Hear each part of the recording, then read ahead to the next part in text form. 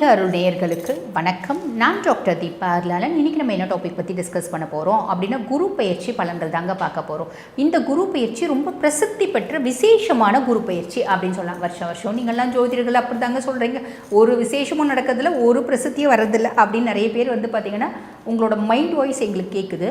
உண்மையாகவே இந்த குரு பயிற்சி பார்த்திங்கன்னா ரொம்பவே விசேஷமாக எப்படி அப்படின்னா கடகத்தில், அதாவது மிதுனத்துலேருந்து கடகத்துக்கு பார்த்திங்கன்னா குரு பயிற்சி ஆகிறாரு. கடகத்தில் உச்சம் பெற்று அமர்றார் 2/6/2026. சில பஞ்சாங்கங்கள் 1/6 அந்த தேதி 2னே நீங்கள் வச்சுக்கோங்களேன். ஆக இது பார்த்திங்கன்னா எப்படி இருக்குது, 12 ஆண்டுகளுக்கு ஒரு முறை தான் குரு பகவான் இப்படி கடகத்தில் உச்சம் பெற்று அமர்வார். இப்போ குரு பகவான் உச்சம் பெற்று கடகத்தில் அமர்ந்துட்டார், ஒரு வருஷம் இருக்க போகிறார். திருப்பி இதே மாதிரி ஒரு நிகழ்வு நடக்கணும் அப்படின்னு திருப்பி நம்ம 12 வருஷம் காத்துட்ருக்கணும். அவர் 12 வருஷமான ஒரு முறை வரட்டும், 20 வருஷமான ஒரு முறை வரட்டும், எங்களுக்கு அதனால் என்ன நல்லது அதை மட்டும் சொல்லுங்கள் அப்படின்னு கேட்டிங்கன்னா ரொம்ப சிம்பிளாக சொல்லணும். அப்படின்னாமா இப்போ சனி பகவான் நிறைய பேருக்கு கெடுக்கணும்னு இருக்கார் இல்லைங்களா. இப்போ மேஷ ராசி அன்பர்கள் பார்த்திங்கன்னா 7 நாட்டு சனியில் இருக்கீங்க, சிம்ம ராசி அன்பர்கள் அஷ்டம சனியில் இருக்கீங்க, கன்னி ராசி அன்பர்கள் கண்டக சனியில் இருக்கீங்க, தனுசு ராசி அன்பர்கள் அர்த்தாஷ்டம சனி, கும்பராசி அன்பர்கள் பாத சனி, மீனம் ஜென்ம சனி. இந்த 6 ராசியும் சனி பகவான் கெடுக்கணும்னு கங்கணம் கட்டின்னு இருக்கார் பார்த்தீங்களா. இப்போ குரு பயிற்சியாகி அவர் உச்சம் பெற்று அமர்றார். அதுக்கும் மேலே அவரோட உச்ச பார்வை 9ஆம் பார்வை சனி மேலே படுது. இந்த 6 ராசியும் இவ்வளோண்டு கூட இவர் கெடுக்க போகிறது. அப்போ இந்த 6 ராசிக்கும் பெரிய சந்தோஷமாக மீதி இருக்க 6 ராசிக்கு அவர் நல்லது செய்யணுன்ற இடத்துல தான் இருக்கார். பொதுவாக சனி நல்லது செஞ்சாலும் நிதானமாக தான் நல்லது செய்வார். அப்போ என்னத்தை நல்லது எப்போ நடக்கிறது, 2.5 வருஷம் இன்னும் நாங்கள் காத்துட்டுருக்கணுமா, 2 வருஷம் காத்துட்டுருக்கணுமா, 28 முடிய அப்படின்னு சலிச்சிக்கிறீங்க பார்த்தீங்களா. ரிஷபமாக இருந்தாலும் சரி, மிதுனமாக இருந்தாலும் சரி, கடகமாக இருந்தாலும் சரி. இப்போ குருனோட உச்ச பார்வை சனி மேலே பட்டதுனால நல்லது செய்யணும் அப்படிங்கிறவங்களுக்கு கடகடன்னு நல்லது செய்யப்போகிறோம். இது ஒரு பெரிய ப்ளஸ். ஆக இந்த குரு பயிற்சி 12 ராசிக்குமே நிறைய நல்லது நடக்க போகுது. எந்தெந்த விதத்தில் எங்களுக்கு நல்லது நடக்க போகுது, எவ்வளோ பர்சன்டேஜ் நல்லது நடக்க போகுது, இவ்வளோண்டா இவ்வளோவா அதுதான் பார்த்திங்கன்னா இந்த பதிவில் நான் உங்களுக்கு சொல்கிறோம். நேரத்தை வீண் பண்ணாமல் சட்டுன்னு உங்கள் ராசிக்கு குரு பகவான் என்னத்தை கொடுக்க போகிறார் பார்த்துடலாம் வாங்க. மேஷ ராசி அன்பர்கள், உங்களுக்கு இந்த குரு பயிற்சி எப்படி இருக்குது அப்படின்னா, மேஷம் பாருங்கள், கடந்த சில வருடங்களாக நான் பெருசாக நல்லா இல்லைங்க மேடம், கடந்த பல வருடங்களாகவே நாங்கள் நல்லா இல்லைங்க, எங்களுக்கு ஏதாவது ஒரு பிரச்சனை வந்துட்டுருக்கு. அதுவும் நிறைய பேருக்கு பார்த்திங்கன்னா இந்த சனி பயிற்சி ஆனதுலேருந்து 7 நாட்டு சனியினுடைய இன்ஃப்ளூயன்ஸ்னால ரொம்ப சிம்பிளாக சொல்லணும் அப்படின்னா நிறைய மேஷராசி அன்பர்கள் கடன் வாங்கக்கூடிய சூழ்நிலை அப்படின்றது ஒன்று உருவாகியிருக்கு. அந்த கடன் பாருங்கள், நாங்கள் குடும்பத்தில் ஒரு சூப்பர் வரையும் இருந்துச்சுங்க, பிள்ளைக்கு திருமணம் பண்ணணும், அதே மாதிரி வீடு கட்டணும், இல்லைன்னா கார் வாங்கணும், அந்த மாதிரி கடன் வாங்கினவங்களும் உண்டு. இல்லைங்க, மருத்துவம் சார்ந்த செலவு, திடீர்னு அப்பாவுக்கு உடம்பு பார்த்திங்கன்னா பெருசாக நல்லா இல்லை, அம்மாவுக்கு ஹெல்த் இஷ்யூஸ் வந்துச்சு, திடீர்னு ஒரு பெரிய ஆக்சிடெண்ட்டை சந்தித்தோம், இதனால் கடன் வாங்கணும் அப்படின்னு சொன்ன மேஷம் தான் ஜாஸ்தி அப்படின்னு சொல்லலாம்.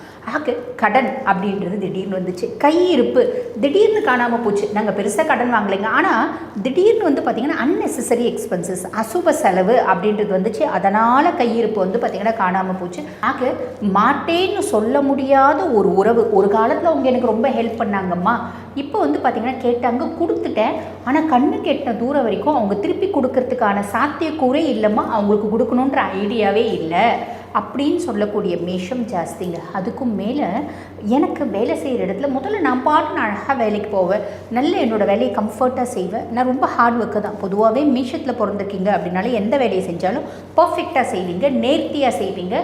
அந்த இன்பில்ட்டாக ஒரு வேலையை பக்காவாக செஞ்சு முடிக்கக்கூடிய கெப்பாசிட்டி அப்படின்றது உங்களுக்கு உண்டு.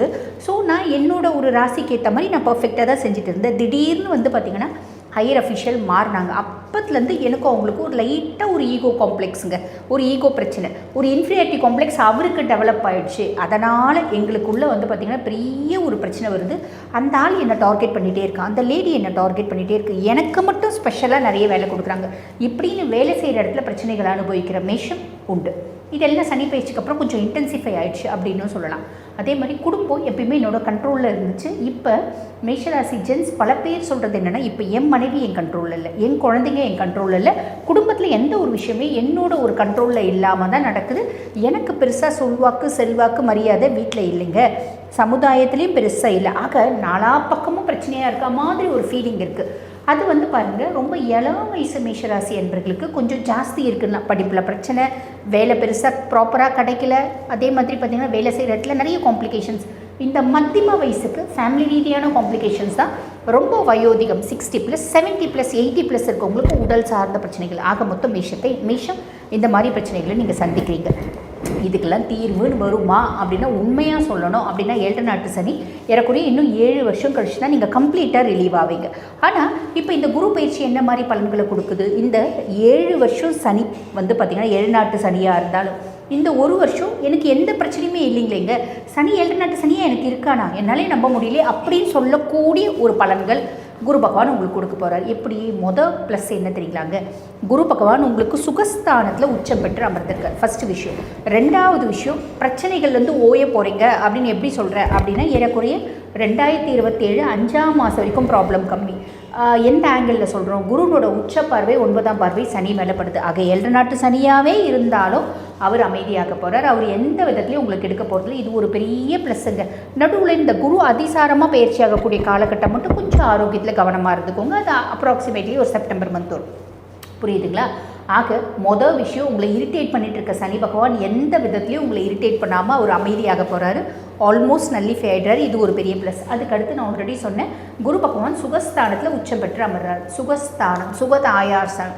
டிஃபால்ட்டாக மேஷராசி என்பவர்களுக்கு 4 விஷயம் நடக்குங்க. விஷயம் என்ன அப்படின்னா, கண்டிப்பாக நிறைய பேர் வீடு கட்டுவீங்கம்மா.